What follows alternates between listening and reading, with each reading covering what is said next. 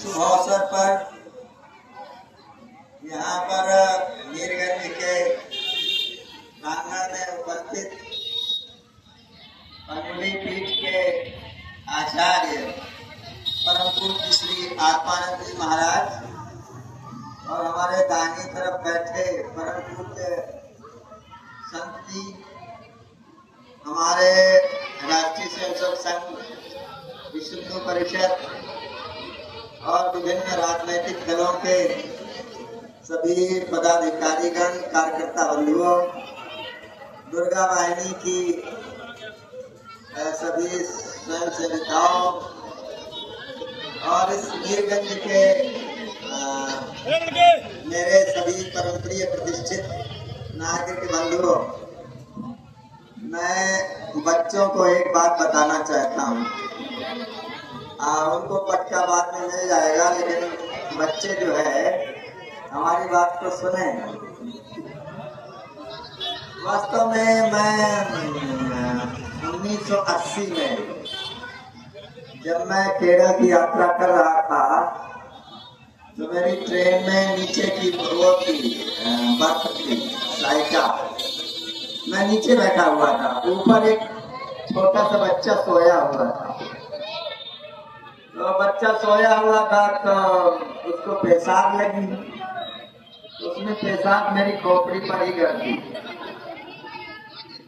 अब खोपड़ी पर अगर मेरे ऊपर पेशाब गिरेगी तो मेरी स्थिति कैसी होगी, उसको डांटूंगा, अगर बच चलेगा तो झापड़ भी हिसाब कर देंगे। उसके मेरे बगल में उसकी माँ बैठी हुई थी, तो माँ समझ गई कि अभी तो इसने पेशाब कर लिया, गुस्से में ये बगल में बैठे सज्जन उसको झापड़ मार दिए तो पता नहीं क्या कर देगा ये। तो माँ ने बड़ी बुद्धिमानी से काम लिया और माँ जो है कहती क्या है, मामा के ऊपर पेशाब कर दिया। अब आप समझ सकते हो कि जब मुझको बच्चे की माँ ने मामा बना दिया तो मेरी हालत कैसी होगी, सारा गुस्सा खत्म हो जाएगा। तो मैं मीरगंज की इस सभा में आया हूँ रामनवमी के अवसर पर। ये मेरा बड़ा परम सौभाग्य है। मैं पूज्य स्वामी जी को कृतज्ञता ज्ञापन करता हूँ कि उन्होंने 1 महीना पहले ही हमको आदेश किया कि तुमको यहाँ पर रामनवमी के शुभ अवसर पर आना है, क्योंकि मीरगंज से मेरा रिश्ता है, बहुत खास रिश्ता है। मीरगंज जो है में के बगल में गांव है विधुना। हाँ, तो विधुना में मेरी सगी रिश्ता है। तो आने में और भाषण करने में बड़ा मजा आता है। दूसरा एक और रिश्ता है कि मैं 2017 से 20 तक मैं पूर्वांचल यूनिवर्सिटी जौनपुर का वो था, कुलपति था। तो जौनपुर जिले में ही मीरगंज जाता है ना, इसलिए मेरे कार्य क्षेत्र में आता था। वैसे तो किसी भी विश्वविद्यालय का कार्य क्षेत्र पूरी दुनिया होती है, केवल दुनिया नहीं होती, समस्त ब्रह्मांड होता है। लेकिन कायदों में, दस्तखत में मेरे 4 जिले आते थे, उसमें जौनपुर जिला तो था ही, तो इसलिए ये भी एक गहरा रिश्ता है। इसमें कई रिश्तों की परत है मेरे साथ यहाँ पर आने की। मैं राष्ट्रीय स्वयंसेवक संघ का 88 से लेकर के 92 तक प्रयाग का महानगर प्रचारक था, इसलिए भी रिश्ता है। इसमें मुझे पता है कि इसके आयोजकों में राष्ट्रीय स्वयंसेवक संघ, विश्व हिंदू परिषद और सभी राजनीतिक दलों का हाथ है, इसलिए ये भी बड़ा गहरा रिश्ता है। और दूसरा, यहाँ पर मैं देख रहा हूँ कि मेरे मतलब श्रोताओं में विद्यार्थियों की संख्या ज्यादा है, छात्रों की और छात्राओं की। और मैं पेशे से चूंकि अध्यापक हूँ, इलाहाबाद विश्वविद्यालय में मैं भौतिक विज्ञान का प्रोफेसर रहा हूँ, इसलिए अध्यापक के विद्यार्थियों के बीच में जाना बड़ा गहरा रिश्ता है। इसलिए रिश्तों की परत दर परत में आने में बहुत आनंद आता है। दूसरा एक और बड़ा गहरा रिश्ता है कि ये रामनवमी का अवसर है और हम जानते हैं कि हमारी सरकार के दौरान अयोध्या में रामलला की प्राण प्रतिष्ठा दोबारा हुई है। पहले रामलला बिल्कुल फटे हाथ रहते थे, ताले में बंद रहते थे, लेकिन उनका ताला खुलवाया है। और ताला किसने किसके कार्यकाल में खुला था? ये भी एक मेरे साथ रिश्ता है कि मैं वीर बहादुर सिंह पूर्वांचल विश्वविद्यालय का कुलपति था, और जब वीर बहादुर सिंह मुख्यमंत्री थे उत्तर प्रदेश सरकार के, तब राम जन्मभूमि का ताला खुला था। ये भी मेरे साथ बड़ा गहरा रिश्ता है। फिर और एक रिश्ता बताता हूँ कि ताला खुला था, लेकिन राम जन्मभूमि के जो वो था गुम्बद था ऊपर, उस पर जब कार सेवा हुई थी और पूरे देश से कार सेवक आए थे, पता नहीं कितने लाख कार सेवक आए थे, तो इलाहाबाद से 90 किलोमीटर पैदल चल करके 1990 में कार सेवा में मुझे जाने का भगवान ने अवसर प्रदान किया था। ये भी मेरा बड़ा गहरा रिश्ता है। और मैं ये जान करके आपको बहुत मतलब आपको जान करके खुशी हो रही थी होगी कि जब हम कार सेवा में सड़क के रास्ते नहीं तो बंद कर दिए जाते, गांव के रास्ते जब पैदल जा रहे थे तो एक रात हमको गांव में एक जगह बितानी पड़ी थी। तो मैं आप जानते हो कि मेरे नाम में यादव भी लगा है, तो मुझे गाय का दूध पीने की बड़ी तलब रहती थी।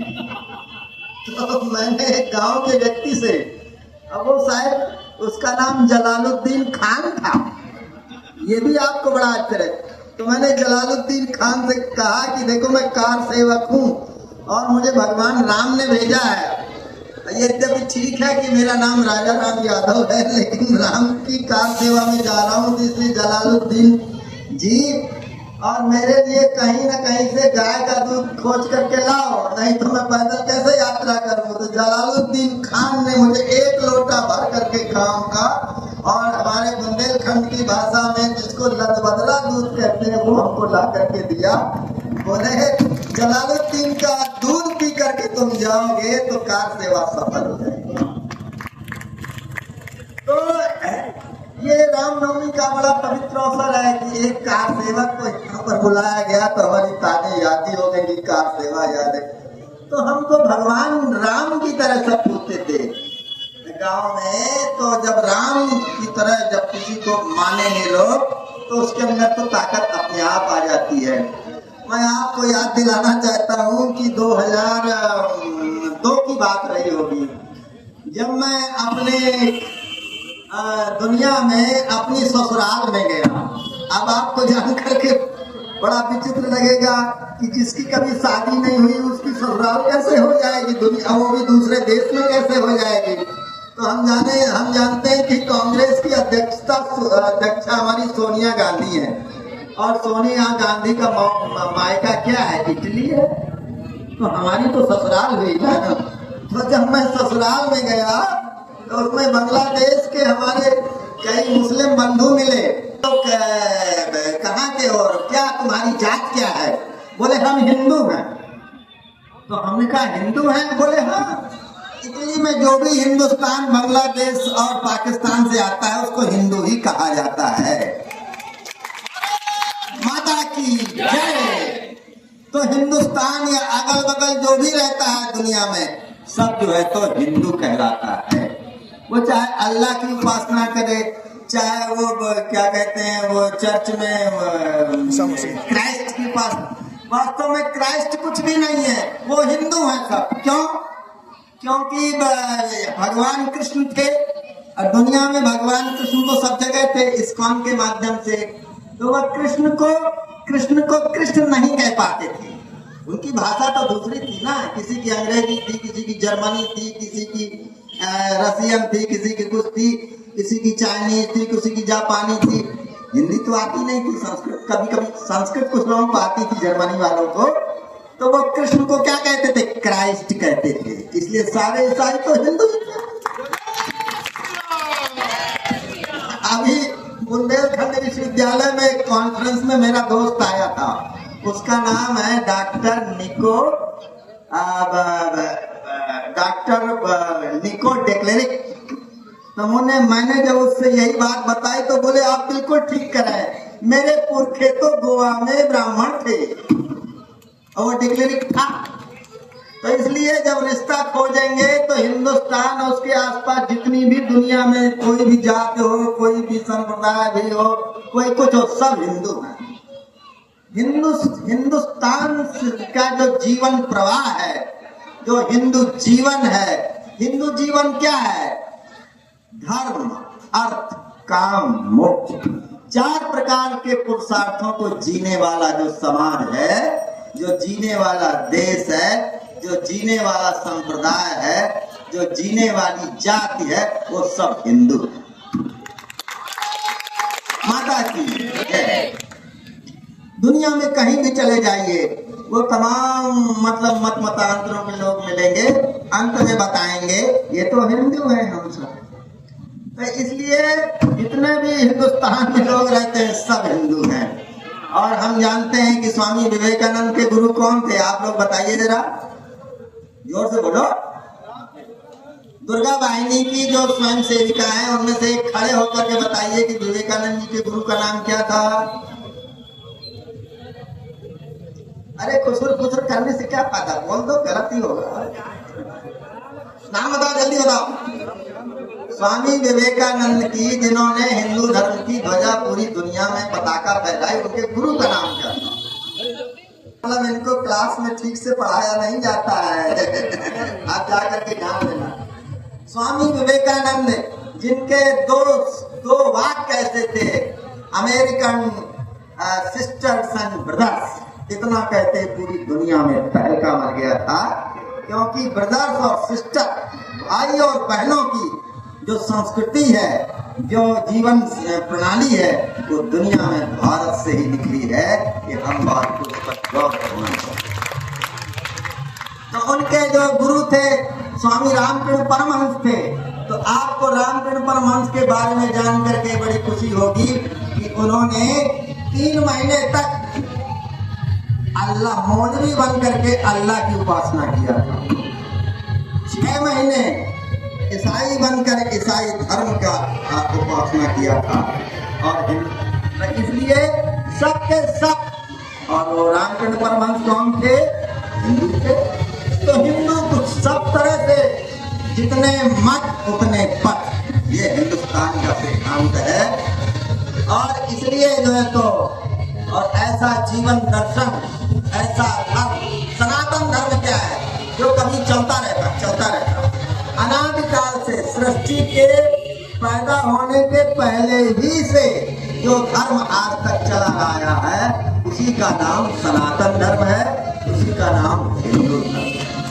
हिंदुस्तान धरती में इसका विकास हुआ, ये हिंदू धर्म है, ये सनातन धर्म है, शाश्वत धर्म है।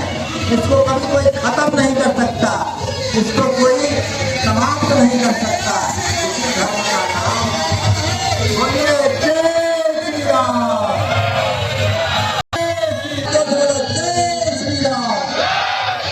इनकी आवाज कम आ रही है। जय श्री राम, जय श्री राम, जय श्री राम, जय श्री राम।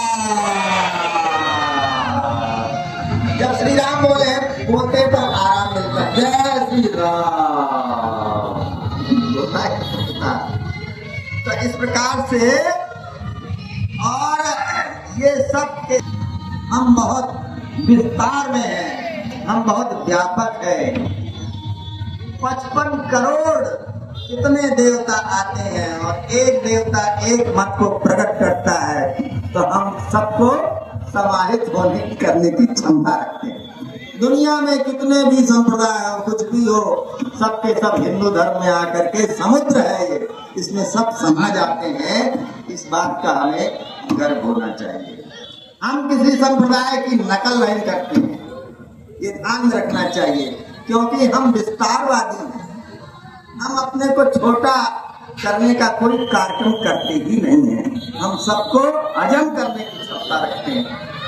जिस धर्म के अंदर सबको हजम करने की क्षमता है, उसी का नाम हिंदू धर्म।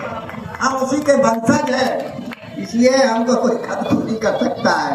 कोई नया जिसका हम नाम भी नहीं जानते, वो भी हमारे धर्म के अंदर आता है। इस बात का हमें गर्व होना चाहिए। इसलिए हम आज, कोई बात है कि हस्ती मिटती नहीं हमारी, और ये इकबाल की कविता है। तो इसलिए, और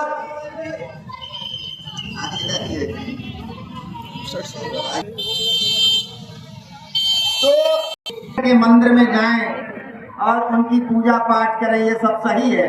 उससे